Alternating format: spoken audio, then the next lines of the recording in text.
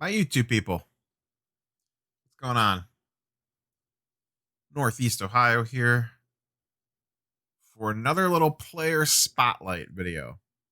Today we're gonna take a little different approach, and we're gonna talk about investing in my favorite player in terms of investment purposes. Can't miss, in my opinion, other than if injuries happen, that could happen to anybody. Luka. But we're gonna take the spin of investing in him. I'm gonna say on a budget, but investing in Luca on a budget gets tricky because all his stuff is so expensive. So I've tried to find some cheaper stuff and some maybe off the radar stuff and some different approaches that we could take to potentially get you some pieces and parts of Luca without spending $5,000 on a Prism Silver. So that's what we're going to talk about today.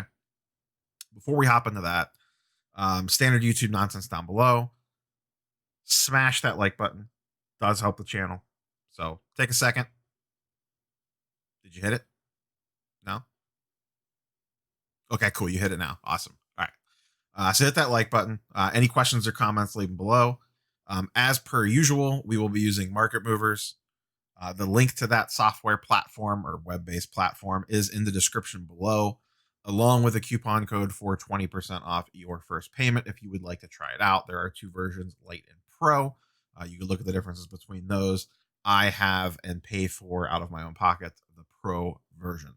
Also, some Amazon links down below for some general supplies, shipping supplies, card savers, all that jazz that you may need. Feel free to click on those. I get a very, very, very, very small percentage if you guys purchase something, but every little bit helps. So, also, we are creeping on 2K subs. We're almost at 1,700. So smash that like button, hit the subscribe button, and let's get into it. YouTube nonsense done. Okay, Luka. His stuff's super expensive, so let's see if we can edge some stuff out here on the fringes for you folks that don't want to dive in. While you're looking through this, one of my favorite angles on this is going to be the first thing we're going to talk about. I have a couple different approaches to Luka when it comes to trying to get in on him on the relative cheap. Once again, this is to scale. This stuff's going to be a little bit, quote unquote, not really that cheap because Luka's stuff's just high. The first thing we're going to talk about is the cheapest way to get in on Luka, and I also think it's a really good play right now. As everyone is aware, it is basically a done deal. The NBA is coming back December 22nd. And Luka is going to be one of the MVP candidates. We are already starting to see, this will be in my Sunday video, the NBA market is starting to rise. The guys that people want to buy into, prices are starting to go up. If you want into an NBA player, now is the time to pull the trigger. Every day that you wait, their prices are basically going to get more expensive from here on out. So, my favorite thing from all this stuff that I looked at is not a rookie card. Everything else we talk about is going to be rookies. I typically like to stick on rookies, but I'm going to make an exception to the rule on this one because I think this is the perfect entry point for someone either just starting out or wanting to get in Luka on the cheap, and that is his 2019 second year Prism.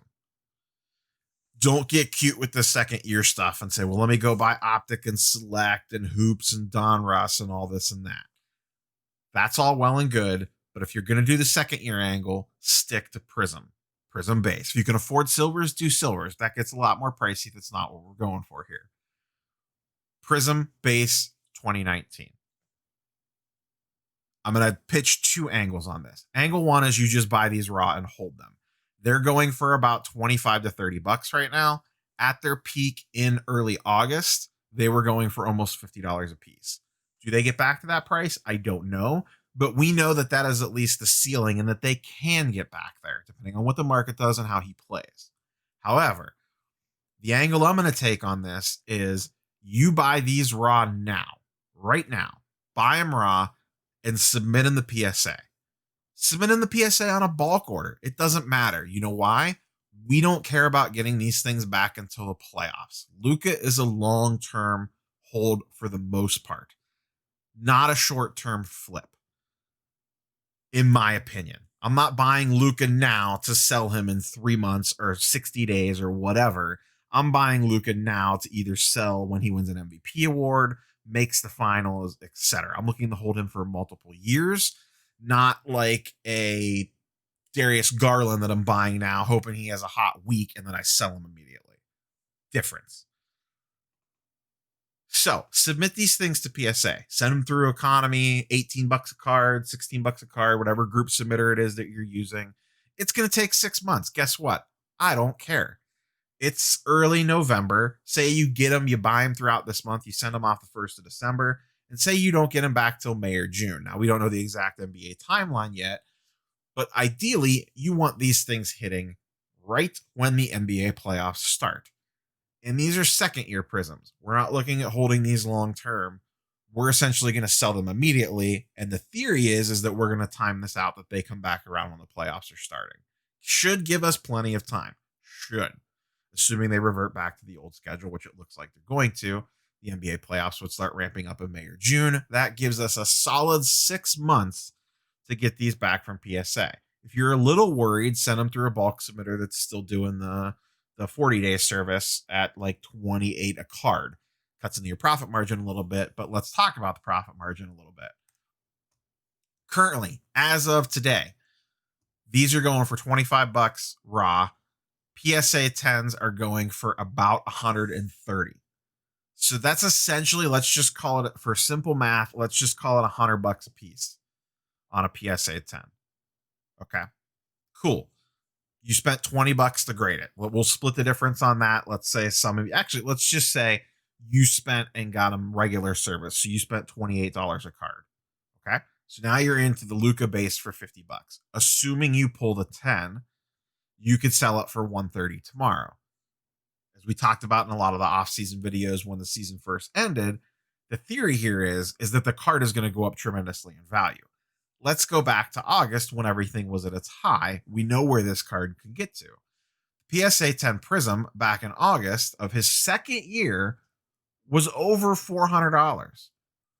Do I think this gets back to $400? No one knows. Can I easily see it getting over $200 or $300? Yes, for sure.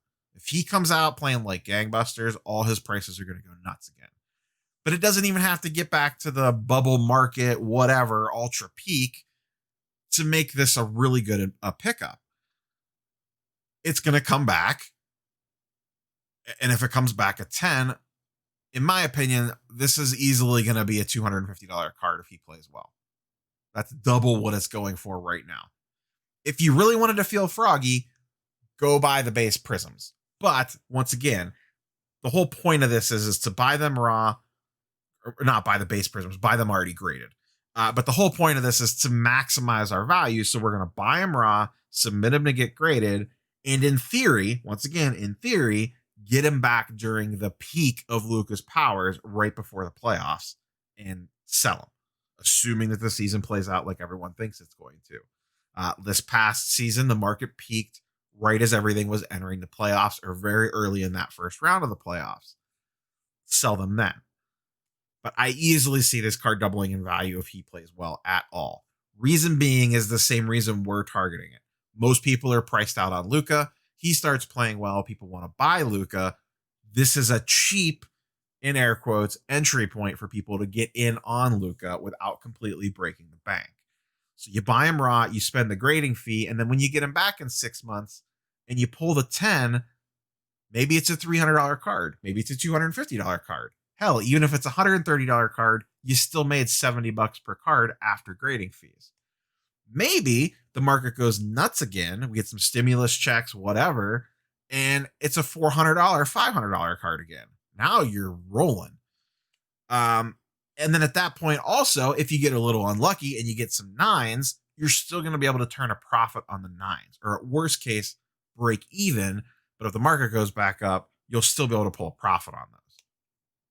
So this is one of my favorite ones. Other thing I like about it is we talk about optic always being a nightmare to grade. Prism, very easy to tell centering on. Left to right centering, which is the key on Prism. Top to bottom, you got to eyeball a little bit. Left to right is very easy to tell. There's these, I don't know how well you'll be able to see this if you're looking at it on a phone or whatever, but you probably have Prism laying around. There's these dots on the left and right hand side. You want equal amount of dots on the left compared to the right. Congratulations, you figured out how to figure out if Prism is centered. Now, you still got to watch surface issues, scratches, nicks, dimples, all that jazz. But centering is very easy to tell just looking at these on an eBay listing. So you could get into 4 of these for right now a little over $100. Let's say 120 with shipping and tax, plus grading fees of let's say $80, $20 a card, and that's a little high or low depending on which way you're grading them. So you're into 4 of these for, let's call it $225 with grading fees and prices of the actual card itself. You send them off to get graded, they come back, $250. If you get 110, assuming the price of this card goes up, you've basically paid for the other 3, and the other 3 are pure profit. So, and if you have a good eye for it, maybe you hit 2 or 3 out of 4 10s. So, 1920 second year Prism, my favorite of the how do I get into Luka at a cheap level. All right, let's move on to some other ones, and we're going to talk about rookie cards from here on out. Sorry to spend a lot of time on that one, but I feel like there's a lot to break down there. The rest of these should go fairly quickly. Hoops and Donruss. Base paper, one of the first releases of the year. They're not sexy. Nice thing about the Donruss, it's the same photo as the Optic, and you get the rated rookie logo. Of these two, and the Donruss is a little bit more expensive. Pop count's a little higher. Still pretty low at 4,000 compared to like what his Prism pop counts are at, which are his Prism PSA 10 right now is over 14,000. So at a 4,000 pop count, not bad. The Hoops, much lower pop count, in my opinion, and the Hoops is about 300 right now. The Donruss is almost 400. In my opinion, of these two lower ends, I would go with the Donruss. And you look at PSA 10s or PSA 9s. I understand the Hoops has the lower pop count, etc. However, I think the Donruss is just better respected. It's a known brand, and you have the rated rookie logo on top of it. Personally, these two are probably my least favorite of the ones we're going to talk about. Pop count wise, just look wise, etc. That being said, the Donruss is a very well-known brand. It would be easy to sell it. With whatever the market ends up doing. So those are going for around 400 right now. At the peak of their powers on a Donruss, they were a $550 card. So not as much wiggle room there as you could see with the other ones. And I expect some of these Luka prices to eclipse his highs in August. I really do. These two, like I said, not necessarily my favorites, but I wanted to mention them because they're kind of the cream of the crop of the low tier, if that makes sense, to get in. Of the paper products, the non-chrome, non-shiny cards, these are probably the best two quote-unquote brands compared to some of the other random ones that are out there. All right, let's move on from those. Probably my second favorite one on this list, because this we're sneaking into the higher end here, and I'd actually, for these are going for 250 right now. I would rather have 1 or 2 of these compared to one Donruss PSA 10. And this is a PSA 9 Optic Luka. Pop count only 3,000. Optic pop count's much lower, as we just showed in that. As we've broken down in a lot of other videos talking about these cards. Optic pop counts are a lot lower to Prism. And the PSA 9 are going for around 250 right now. At the peak of Luka's powers in August, when he was attempting to slay the Clippers, this was all the way up to a $300 to $350 card, depending on the day. So I could easily see this going back up $100, and you can actually see. I'm running this report on November 6th, depending on when you're watching this, on 11/6. Over the last 5 or 6 days, this card's gone up almost $40 or $50. So it's starting to trend that other direction. And I just really, really like the Optic brand, especially their base of 1819. I just really like the look of the card. It's clean. They look nice in a raw format. Um, Once again, centering tricky on these, so don't bash a PSA 9 when you see it in an Optic. But for 250, I really like this as an entry price. I'd like it a little bit better, closer to 200. Maybe you could still find one for that price. I didn't check current prices on these, but the Optic PSA 9 is one of my favorites for just getting in kind of at a lower entry point. Next, these are two of my favorites personally, just because I like the look of these cards. I don't know that they're going to hold a ton of value long term. They are extremely low pop counts. They are from Chronicles. One is, and there's a ton of stuff you could pick from Chronicles. I just personally really like these two. One is called Classic, and one is Score. Both of these are sub 100. I'm sorry, the Classic is 89 for a pop count. The Score is 114, so extremely low. And these are in PSA 10s, and you could get these for between 230 and 250 a piece. At the peak of their pricing, these were going for between 350 and 400. Once again, I can easily see these getting back up to those prices, because especially with the low pop count. But I personally like the old school look. These are both paper cards. This is the Classic. I just love the look of this card. The photo's kind of whatever, but I like the pennant down there. I like the colors with the way it plays off the jersey. I like the white border. I like the blue rookie logo. I just really aesthetically like the look of this card. I have one of these in a PSA 10 for full disclosure. I bought it this past March, for way less than what they're going for now. It was right during when pandemic set in.